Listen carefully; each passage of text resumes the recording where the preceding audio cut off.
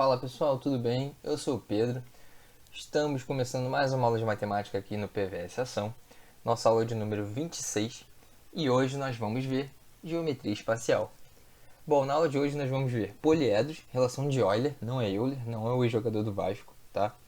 Poliedros regulares, prismas retos, diagonais, área da superfície de um prisma, tá? Então, o que é a geometria espacial? Bom, geometria espacial é análise de sólidos no espaço, ou seja, geometria para objetos tridimensionais, diferente da geometria plana, que estudava as figuras bidimensionais. Tá bom?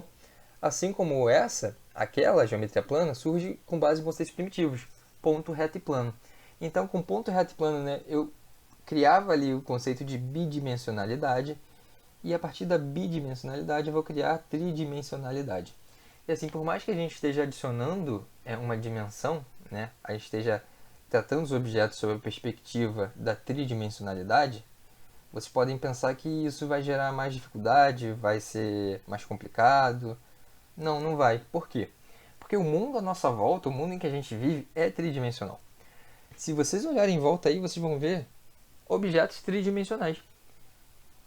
E eu desafio vocês a me dizerem um objeto bidimensional. Pode ser que exista, não me vem à cabeça aqui agora mas pode ser que exista, mas vai ser muito difícil da gente pensar. E para quem respondeu a folha de papel não é bidimensional. Por mais que a gente escreva na folha de papel, né, uma folha de papelzinha solta, né, a gente consegue frente e verso ali, a gente pode dizer que ela é um plano, a gente usa, né, como plano, ela não é bidimensional. Por quê?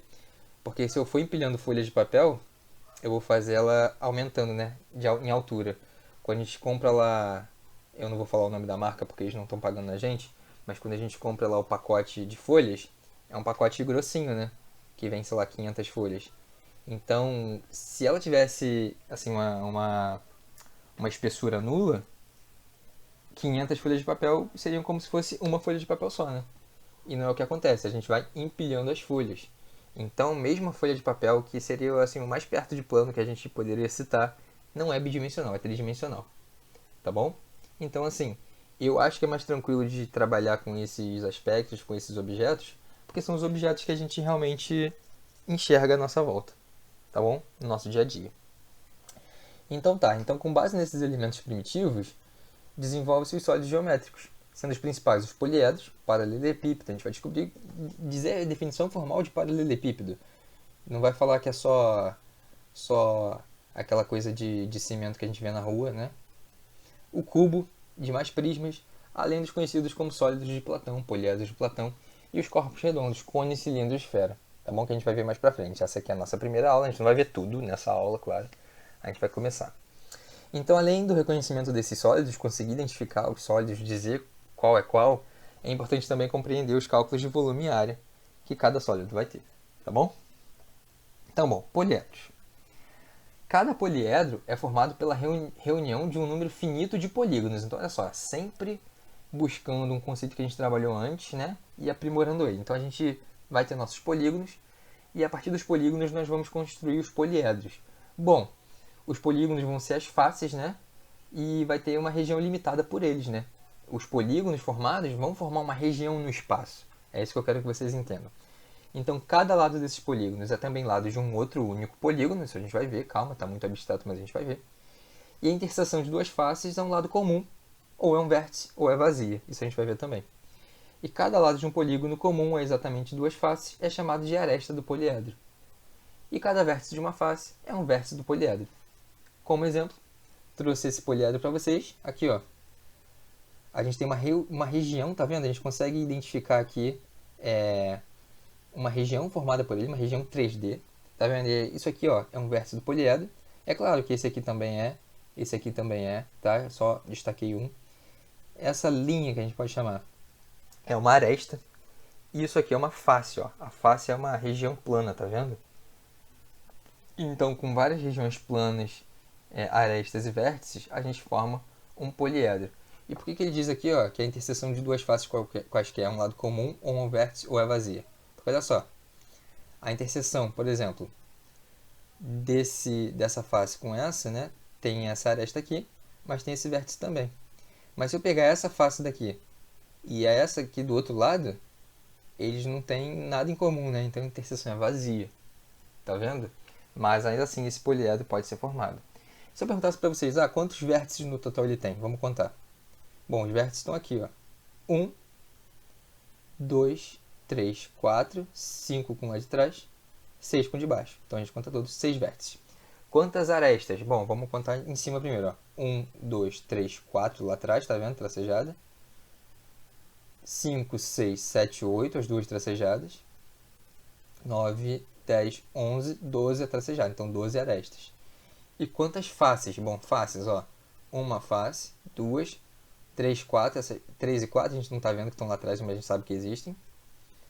5, 6, 7, 8 com a de lá de trás. Tá vendo?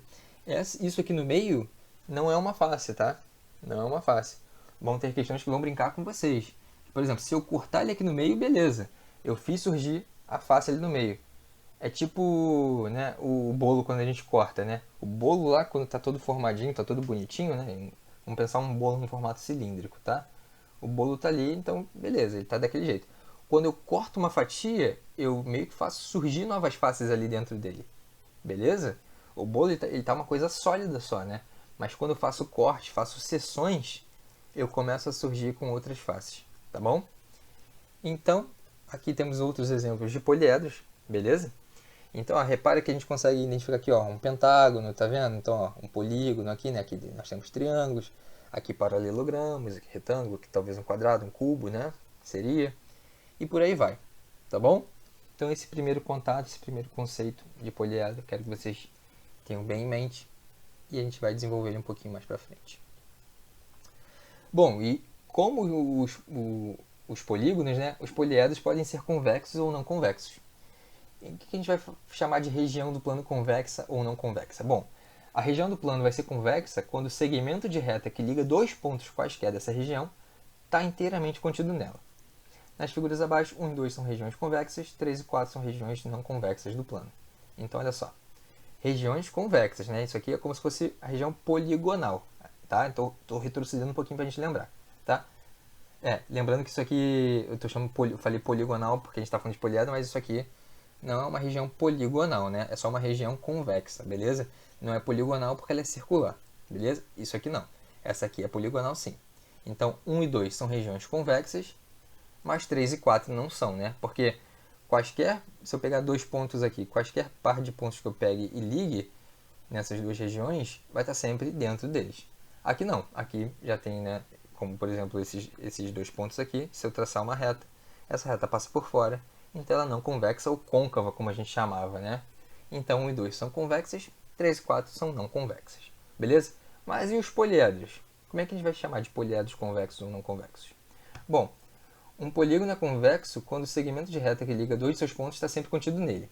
Então, de modo equivalente, podemos dizer que um poliedro é convexo se qualquer reta não paralela a nenhuma das faces intersecta suas faces em no máximo dois pontos. Como assim? Por exemplo, aqui, ó. Esse poliedro aqui. Se eu traçar uma reta, tá vendo? Ó, tracei uma reta por dentro. Espetei ele, tá bom? Então, olha só. Cortou aqui no R, cortou aqui no S. Dois pontos. Esse aqui, por mais que ele não tenha essa partezinha aqui, essa parte triangular como se tivesse sido cortada, né?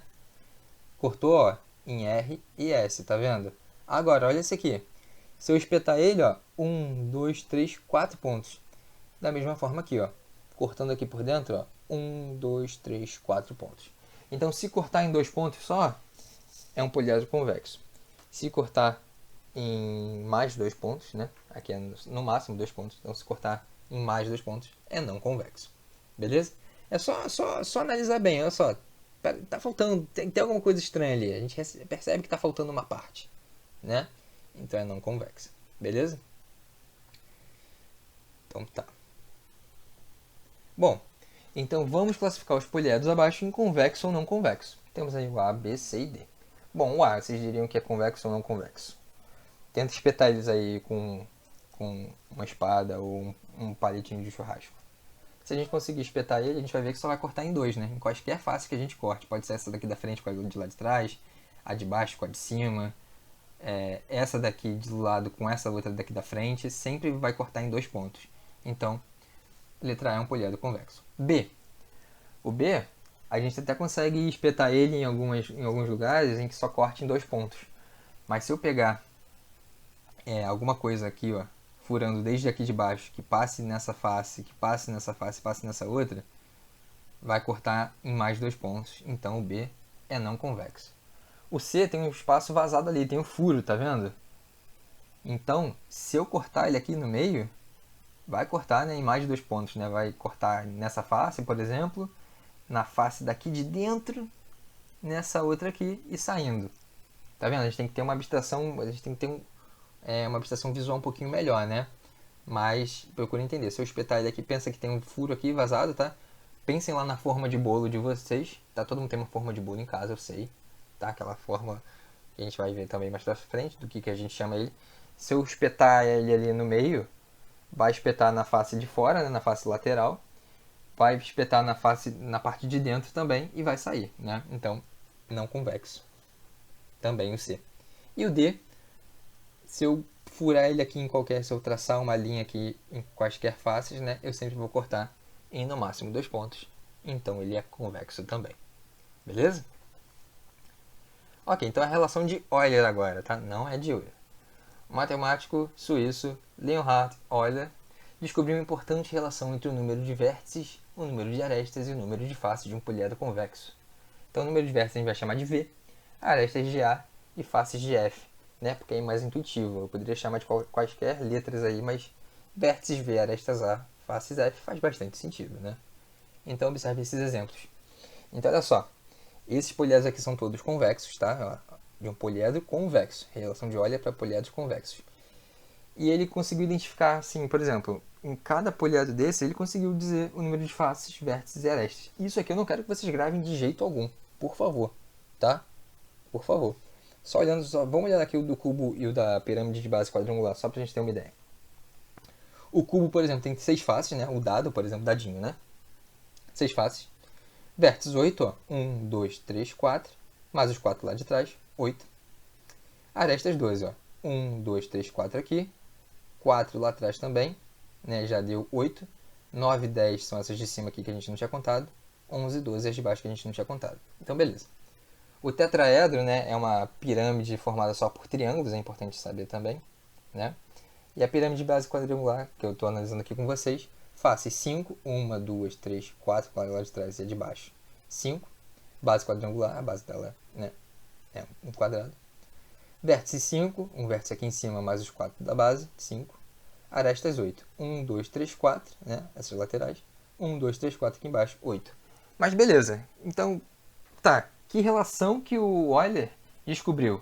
Bom, ele descobriu que para poliedros convexos, ele descobriu que o número de vértices menos o número de arestas mais o número de faces vai ser sempre igual a 2.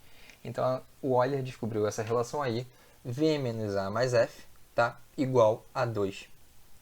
Tá? Essa é a relação de Euler. Isso pode aparecer bastante como uma questão pode dizer qual é o poliedro, pode dizer o número de vértices e faces e pedir o número de arestas. Ou dar outros dois e pedir outro, né? Ou então dizer, por exemplo, o cubo. O cubo a gente sabe desenhar. E a gente vai desenhar e mostrar se é possível e tal. Mostrar que vale a relação de Euler. Então, beleza. Essa é a relação de Euler. V menos A mais F.